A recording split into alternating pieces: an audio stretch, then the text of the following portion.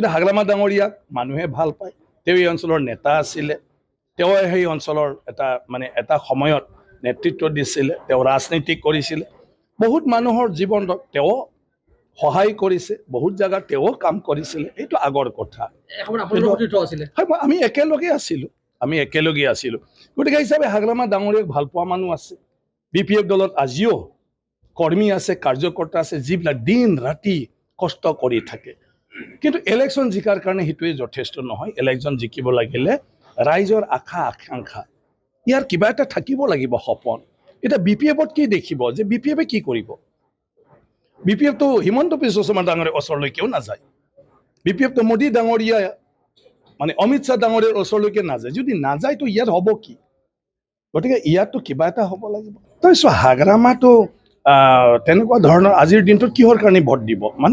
মানুহেতো ভোট দিব কিবা এটা কাৰণত। এতিয়া কোনটো কাৰণত ভোট দিব?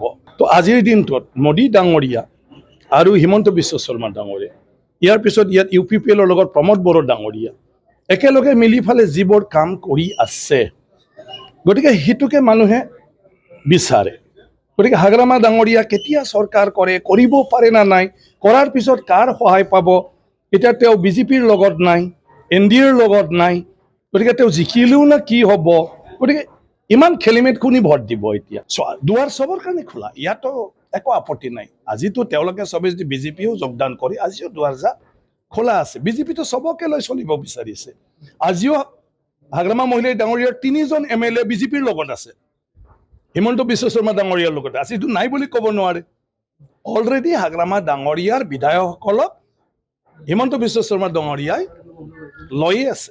আজি আমাৰ মচলপুৰত বৰমাত চেণ্ট্ৰেল ইউনিভাৰ্চিটি হ'ব লাগে। গতিকে ৰাইজেতো চেণ্ট্ৰেল ইউনিভাৰ্চিটি বিচাৰিব। চেণ্ট্ৰেল ইউনিভাৰ্চিটি কোনে বনাব? প্ৰমোদ বড়ো ডাঙৰীয়া, হিমন্ত বিশ্ব শৰ্মা ডাঙৰীয়া আৰু মোদী ডাঙৰীয়াই বনাব চেণ্ট্ৰেল ইউনিভাৰ্চিটি।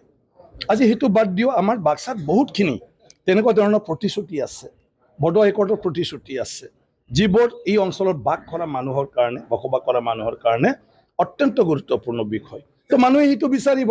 কোনোবা ভাল মানুহ, বেয়া মানুহটো আৰু এতিয়া হিচাপ নকৰে। যে সেইটো যদি কাম হ'ব লাগে, তেতিয়াহ'লে যিসকলে আজি সেইখিনি দায়িত্ব লৈ কাম কৰি আছে তেওঁলোকক সহযোগ কৰিব লাগে। হাগ্ৰামে এটা কথা কৈছে, কেন্দ্ৰীয় মন্ত্ৰী পাব তেখেতে, ভাষণ দি আছে সভা মিটিঙত। কণ্ঠত কেন্দ্ৰীয় মন্ত্ৰী পাব বুলি ভাষণ দি আছে। যিটো NDAতে নাই, তো কেন্দ্ৰীয় মন্ত্ৰী কেনেকৈ পাব? আৰু যদি তেওঁ সেইটোৱেই বিচাৰে, তেতিয়াহ'লে UPPLত থকাত কি আপত্তি আছে? BTCৰ মানুহে যে তেওঁ যদি জিকি যায় সেইটোৱেই যোগদান কৰিব। এতিয়া কিয় গালি পাৰি থাকিব লাগে? তো ইয়াত গালি পাৰি থাকে কাৰোবাৰ লগত বেয়া হয়তো লাভ নাই। গতিকে যদি NDAত থাকিব পাৰে, যদি BJP UPPLক সমৰ্থন কৰিবই পাৰে, তেতিয়াহ'লেতো ইয়াতে মানুহে বেলেগ বেলেগ হোৱাৰ কি প্ৰয়োজনটো আছে? তো চবে একেবাৰতে হোৱাই ভাল। ডাইৰেক্টত, ইনডাইৰেক্টত কিয় যাব? যে হাগ্ৰামা ডাঙৰীয়াই কৈছে যে হিমালয় পাহাৰ পাৰ হৈ ফালে চাইনা হৈ যায়, দিল্লীত গৈ পাম। কিন্তু ইয়াত UPPL আৰু BJP কৈছে নহয়, আমি চিধাকৈ শিলিগুৰি হৈ ফালে এইফালে পাটনা হৈ দিল্লী যাম। তো শ্বৰ্টকাটত যাব। এই দীঘলীয়া ৰাস্তা, দেখা নোপোৱা ৰাস্তাইদি মানুহে কিয় যাব? BJPৰ বাবে দুৱাৰ খোলা আছে নে নাই হাগ্ৰামাৰ কাৰণে? কণ্ঠত হাগ্ৰামাৰ কাৰণে BJPৰ দুৱাৰ খোলা আছে নে নাই?